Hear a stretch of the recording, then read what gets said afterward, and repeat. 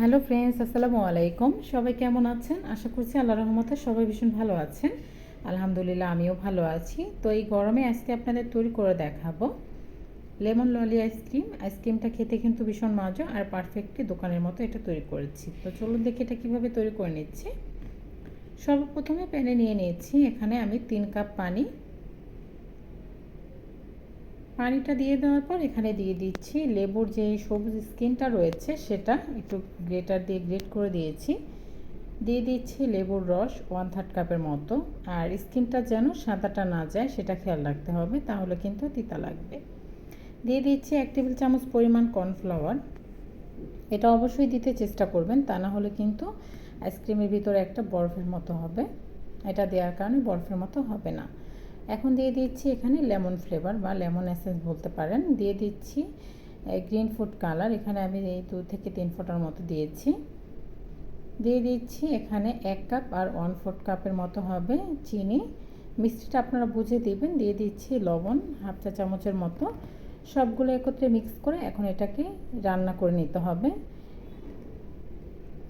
আমি যেভাবে দিয়েছি সবগুলো ফলো করে দিবেন, তাহলে পারফেক্টলি দোকানের মতোই তৈরি হবে। আশা করছি গরমে এটা আপনারা বাড়িতে অবশ্যই ট্রাই করবেন। দিয়ে দিচ্ছি আরও 1 ফালি লেবুর রস। আমার কাছে মনে হচ্ছিল যে কিছুটা মনে হয় কম হয়েছে। এই তো এই পর্যায়ে এটা বলক চলে আসছে। এখন এটাকে চুলা থেকে নামিয়ে নিতে হবে 1-2 মিনিটের মতো রান্না করে। তারপর এটাকে এখন একটা পাত্রে নিয়ে নিচ্ছি। এটাকে ছেঁকে নিতে হবে। ছেঁকে নিয়ে এটাকে কিন্তু ঠান্ডা করে নিতে হবে।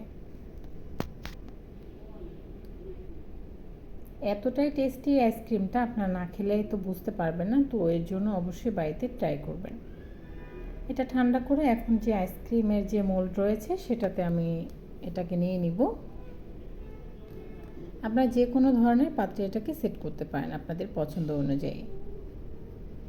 তো এটাকে পাত্রে সেট করে এটাকে আমি রেখে দিব সারা রাতের জন্য। ডিপ ফ্রিজে রেখে দিলে পরের দিন বের করলে দেখবেন যে পারফেক্টলি আইসক্রিম তৈরি হয়ে গেছে। তো যখন এটা আপনার ডিপ ফ্রিজ থেকে বের করে খাবেন তখন কিন্তু দেখবেন এটাতে বরফ জমেনি। তো পরবর্তী সময় যদি এটা ডিপে রেখে দেন আবার যদি বের করে খান সেক্ষেত্রে কিন্তু দেখবেন যে একটু বরফ জমেছে।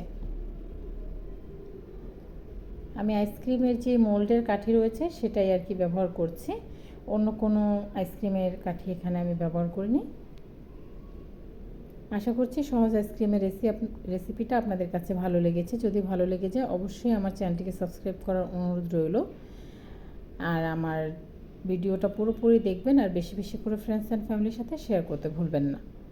তো এখন আইসক্রিমটা বের করে নিয়েছি, আর বের করে এটাকে একটু ধুয়ে নিতে হবে, তাহলে আপনারা সহজে আইসক্রিমটা বের করতে পারবেন, মানে মোল্ড আউট করতে পারবেন। দেখবেন এভাবে এখন ধরে যদি কাঠিটা ধরে টানেন তাহলেই কিন্তু বেরিয়ে যাবে। যেহেতু এটাকে আমি একটু ধুয়ে নিয়েছিলাম। তো দেখতে পাচ্ছেন আইসক্রিমটা কতটা সুন্দর হয়েছে আর খেতে কিন্তু পারফেক্ট দোকানের মতো ছিল। তো আশা করছি ভালো লেগেছে। অবশ্যই বাড়িতে ট্রাই করবেন আর বেশি বেশি করে ফ্রেন্ডস অ্যান্ড ফ্যামিলির সাথে শেয়ার করে সবাইকে দেখার সুযোগ করে দিবেন। আর আমার চ্যানেলটাকে অবশ্যই সাবস্ক্রাইব করবেন, ভিডিওতে একটি লাইক দিয়ে দিবেন। তো আজকে এই পর্যায়ে এখানেই বিদায় নিচ্ছি। পরবর্তী ভিডিও নিয়ে হাজির হয়ে যাওয়া অবধি আপনারা সবাই ভালো থাকবেন, সুস্থ থাকবেন সে কামনাই করছি। আসসালামু আলাইকুম, ভালো থাকবেন সবাই। তো দেখতে পাচ্ছেন আইসক্রিমটা কতটা সহজে আমি একটু ভেঙে নিয়েছি। আল্লাহ হাফেজ।